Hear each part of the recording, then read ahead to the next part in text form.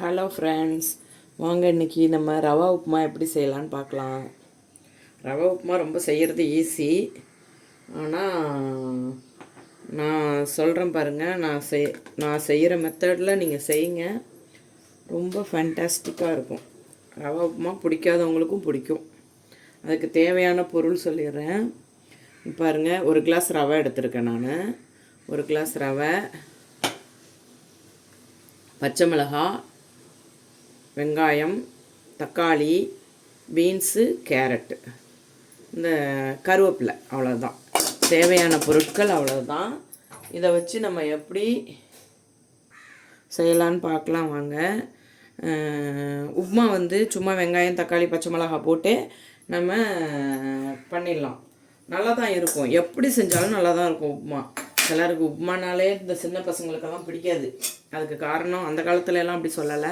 இந்த காலத்தில் ஏன் சின்ன பசங்களுக்கு பிடிக்கலன்னா, இப்போ இந்த மேகி அது இதுன்னு வந்துருச்சு, நூடுல்ஸ்னு. அதனால் அந்த பசங்களுக்கு உப்புமா பிடிக்க மாட்டேங்குது.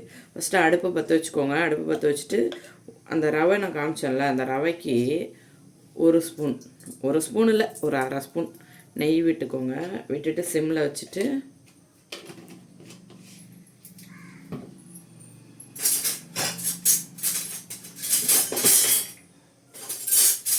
ரவை ஆல்ரெடி அது வறுத்த ரவை தான், இருந்தாலும் கொஞ்சம் நம்ம ரோஸ்ட் பண்ணிக்கிட்டோன்னு வச்சுக்கோங்க. வறுத்துக்கிட்டோன்னா இன்னும் நல்லா பொலன்னு உதிரியாகவும் கிடைக்கும். நம்ம ஒரு அந்த பாத்துன்னு சொல்லுவாங்கள்ல, அதெல்லாம் செஞ்சோம்னா, வறுத்துட்டு செஞ்சோம்னா ரொம்ப டேஸ்ட்டாக இருக்கும். இந்த டொமேட்டோ பாத்து எல்லாமே நான் ஒரு நாளைக்கு உங்களுக்கு ரவையில் நிறைய டிஷ் செய்யலாம். ரொம்ப ஈஸியாக செய்யலாம், நல்லாயிருக்கும். சாதாரணமாக உப்புமா செஞ்சாலும் நல்லா தான் இருக்கும். இந்த பீன்ஸ், கேரட் போட்டு தாளித்து செய்வாங்க. நான் இன்றைக்கி நான் செய்கிற மெத்தடை பாருங்கள். உண்மையிலே ரொம்ப ஃபேண்டாஸ்டிக்காக இருக்கும். இப்போது ரவையை நல்ல வாசம் வர அளவுக்கு வறுத்தாச்சு. நம்ம வறுத்த பதம் நமக்கு எப்படி தெரியும்னா, அதை தொட்டு பார்த்தா நல்லா சூடாக இருக்கும். அது அடுத்தது. ஆனால் நல்ல வாசனை வரும். நம்ம விட்டோம்ல நெய், அந்த வாசனை வரும். பாருங்கள், நல்ல ரவையை வறுத்தாச்சு. இப்போது இதை எடுத்து பக்கத்தில் வச்சுட்டு இப்போ நம்ம என்ன செய்ய போகிறோம்னா, இங்கே பாருங்கள், அடுப்பில் ஒரு இது வச்சு நம்ம இந்த கிளாஸ் தானே அளந்து போட்டோம். அந்த கிளாஸ்க்கு ஒரு கிளாஸ் ரவைக்கு இங்கே பாருங்கள் 2 கிளாஸ் தண்ணி. 2 கிளாஸ் 2.5 கிளாஸ் கூட தண்ணி வைக்கலாம். பாருங்கள், 2 கிளாஸ் 2.5 கிளாஸ் தண்ணி. 2.5 கிளாஸ் தண்ணி, ஓகேங்களா? 2 கிளாஸ் தண்ணி வச்சோம்னா ரொம்ப உதிரியாக இருக்கும். இப்போ நான் அதை பக்கத்து அடுப்பில் போட்டு கொதிக்க வைக்கிறேன். அது பாட்டுக்கு கொதிக்கட்டும்னு. இப்போ இந்த அடுப்பில் நம்ம என்ன செய்கிறோன்னா, ஒரு கடாயை வச்சுட்டு பாருங்கள். இப்போது கடாய் சூடாயிடுச்சு. நான் இப்போ கடலெண்ணெய் தான் ஊற்றுறேன். தேங்காய் எண்ணெய் விட்டு செஞ்சோம்னா சூப்பராக இருக்கும் உப்புமா. ஆனால் நான் இப்போ கடலெண்ணெய் விடுறேன். நீங்கள் எண்ணெய் உங்கள் வீட்டில் இருக்கோ அந்த எண்ணெயை விட்டுக்கோங்க. விட்டுட்டு கடலை எண்ணெய் விட்டுட்டு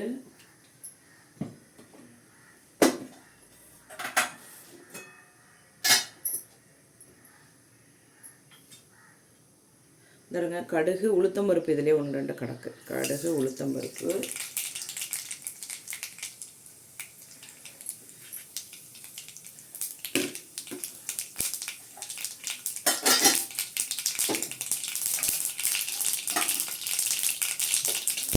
கடுகு வெடிச்சிருச்சு. இந்த பாருங்கள், பச்சை மிளகாய் போட்டு வெங்காயம் ஃப்ரெண்ட்ஸ். அது மட்டும் எனக்கு பச்சை மிளகாய் ஆனாவே அலர்ஜி. எண்ணெயில் போடுறது பொதுவாக மிளகாய் போடுறதே அலர்ஜி தான். எண்ணெயில் போடுறது.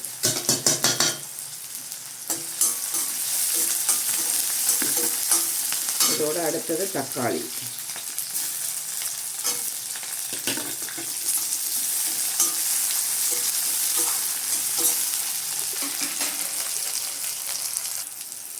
இங்கே பாருங்கள், இந்த ஸ்டேஜில் பீன்ஸு முதல்ல பீன்ஸ் வேகிறதுக்கு தான் கொஞ்சம் லேட் ஆகும். அதனால் பீன்ஸ் போட்டு வதக்கிறோம். பீன்ஸை வதக்கிட்டு பக்கத்தில் பாருங்கள் அந்த வெந்நீர் வந்து சூடாகிட்டுருக்கு. அது வந்து உப்புமாவுக்கு தேவையான வெந்நீர்.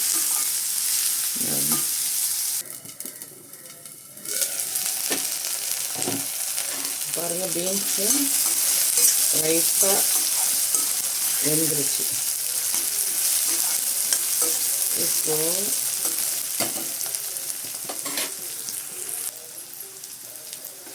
இப்போது ஆல்ரெடி கருவேப்பிலை போட மறந்துட்டேன். இங்கே பாருங்கள் கருவேப்பிலை போடுறேன். கேரட்டு போட்டு கொஞ்சம் வதக்கிட்டு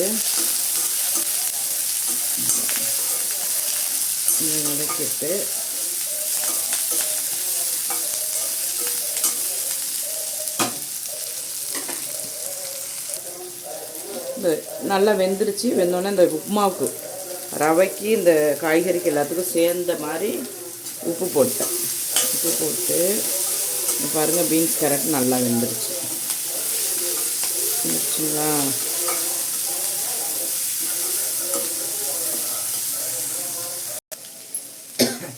பீன்ஸ் கேரட்டு நல்லா வெந்துருச்சு. இங்கே பாருங்கள் நம்ம ரவை எடுத்து வச்சுருக்கோம்ல, வறுத்து வச்சுருக்கோம்ல, அந்த ரவையை கொட்டிட்டு இங்கே பாருங்கள். ஓகேங்களா, ஆல்ரெடி வறுத்து வச்சுருக்கோம் நம்ம.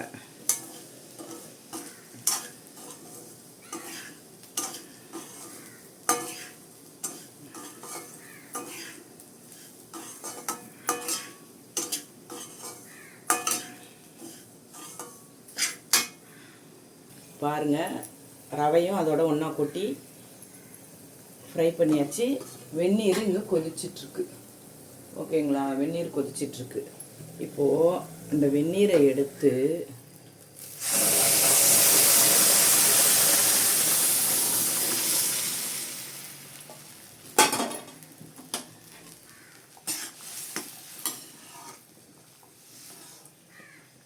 அடுப்பை சிம்மில் வச்சிடணும். பாருங்கள் இந்த ஸ்டேஜில் லைட்டு போட்டு ஒரு 2 மினிட்ஸ் தான்ப்பா ஆகுது. 2 மினிட்ஸ் தான் ஆகுது. பாருங்கள்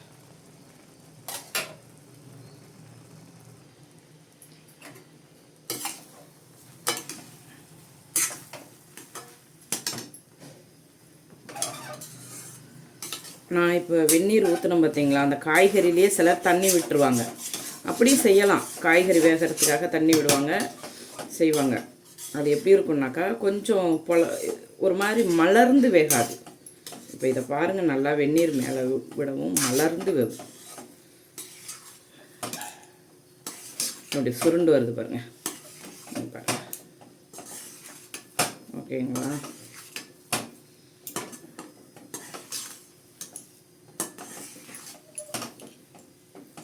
ஓகேங்களா, இங்கே பாருங்கள்.